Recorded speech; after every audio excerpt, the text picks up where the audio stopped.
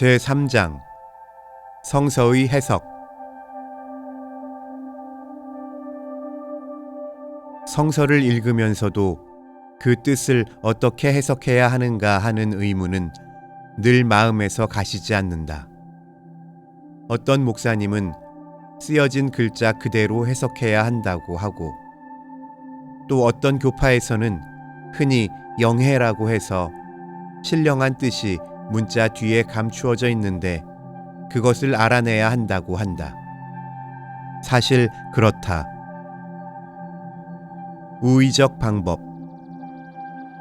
옛날부터 소위 우의적 해석이라는 방법을 많이 사용했었다.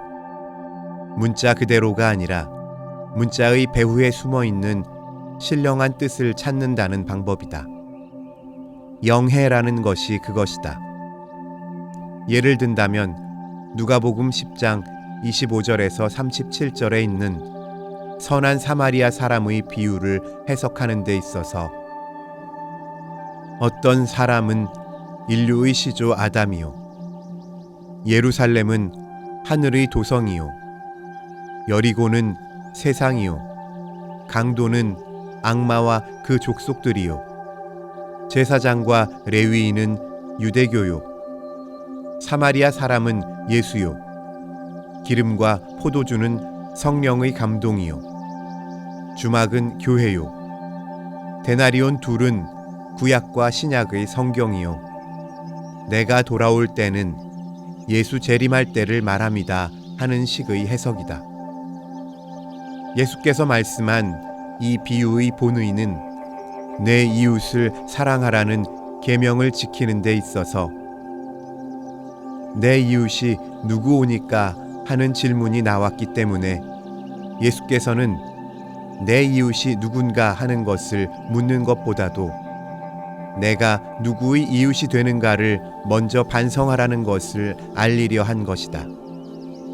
말하자면 선한 사마리아 사람처럼 어려운 사람을 적극적으로 사랑하여 간 데마다 내 이웃을 만들라는 것을 가르치신 것이다.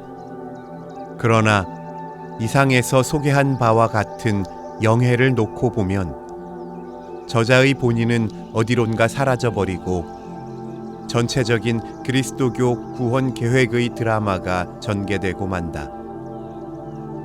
종교적 용어에는 다분히 상징적인 뜻이 있고 또 그 해석에 상상을 사용하지 않을 수 없는 경우가 많은 것이 사실이지만, 그렇다고 전적으로 우의적인 해석 방법에 의존한다면 학문적으로 신중하지 못한 사람들이 자기 자신의 뜻하는 바를 정당화시키기 위하여 성서의 문서를 이용 또는 악용할 우려가 다분히 있는 것이다.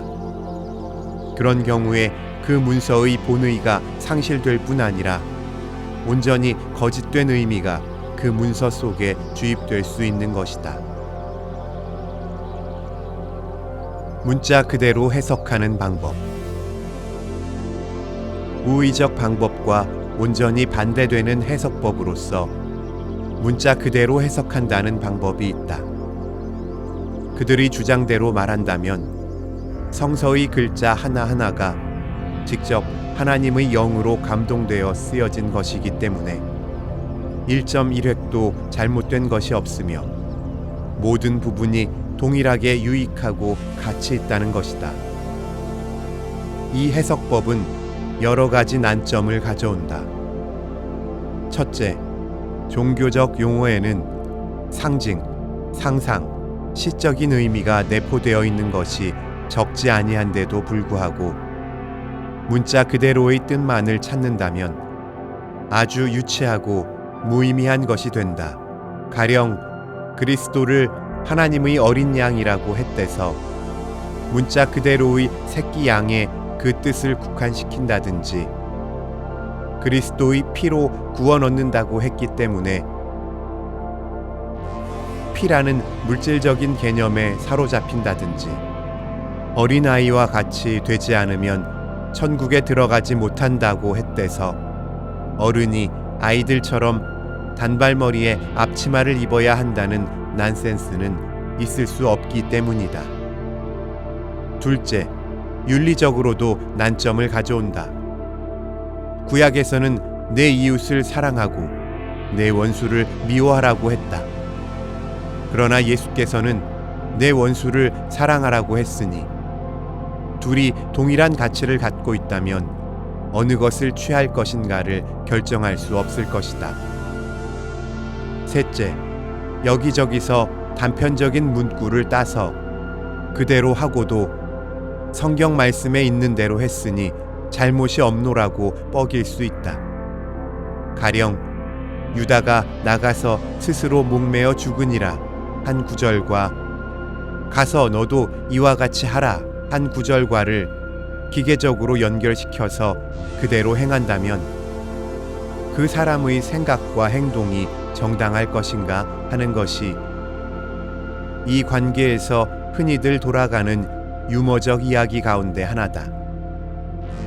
서양 사람들에게는 무엇이나 객관화하고 관념화하는 재주가 있기 때문에 그들은 그리스도교에 있어서도 성서의 사건들에서 한 추상적인 원리 원칙을 추출하고 정돈하여 신학 체계를 건설하려 한다. 가령 웨스트민스터 요리문답에 하나님을 정의하여 말하기를 하나님은 신이신데 그의 존재하심과 지혜와 권능과 거룩하심과 공의와 인자하심과 진실하심이 무한하시며 무궁하시며 불변하시는 분이시다 한 것 같은 것이다. 그러나 성서는 그런 추상적인 것을 다루려 하지 않았다는 것이 사실이다. 가령 아브라함은 믿음의 조상이라 하지만 성서에서는 아브라함의 생애와 사건들을 기록했을 뿐이요 믿음이란 것은 어떤 것이다 하고 추상적으로 정의를 내리려고는 하지 않았던 것이다. 다윗에 있어서도 마찬가지다. 그러므로 성서를 교의학자의 교리적 대본같이 생각하고 성서의 기록을 교리적으로만 해석하고 그 기록에서 교리 형성의 요소만 발견하면 그것으로 가장 만족한 해석을 다한 것 같이 생각하는 것은 삼가야 한다. 비판적 방법. 그 다음으로 성서를 비판적으로 연구하는 해석 방법이 있다. 이것은 현대에 와서 발달된 것으로서 거기에는 소위 본문 비판과 문학적, 역사적 비판이 있다. 본문 비판이란 것은 구약이나 신약을 막론하고 본래의 원본이 남아있는 것이 아니라 그 원본에서 베껴서 만든 사본들만이 우리에게 남아있기 때문에 그리고 그 사본들의 내용이 대체로 같은 것이나 부분적으로는 다른 것이 많기 때문에 여러 사본들을 비교 연구하여 될 수 있는 대로 원본에 가까운 내용의 것을 발견하려는 비판을 말합니다. 문학적 비판이란 것은 구약이 쓰여진 히브리말, 신약이 쓰여진 그리스말에 대하여 그 용어의 본뜻, 문법적으로 본 정확한 의미, 그 문맥 등을 있는 그대로 연구하는 것이며 역사적 비판이란 것은 성서 각 책의 저자, 저작 연대, 저작 장소, 저작 목적 등등을 그 당시의 역사적 배경, 성서 이외의 다른 문서 등에 비추어 가며 역사과학적 방법으로 연구하는 것을 의미한다. 이것은 당연히 해야 할 일이며 이에 의하여 성서 각 문서의 역사적 정황이 명백하게 된 것을 사계에 노력한 학자들에게 감사한다.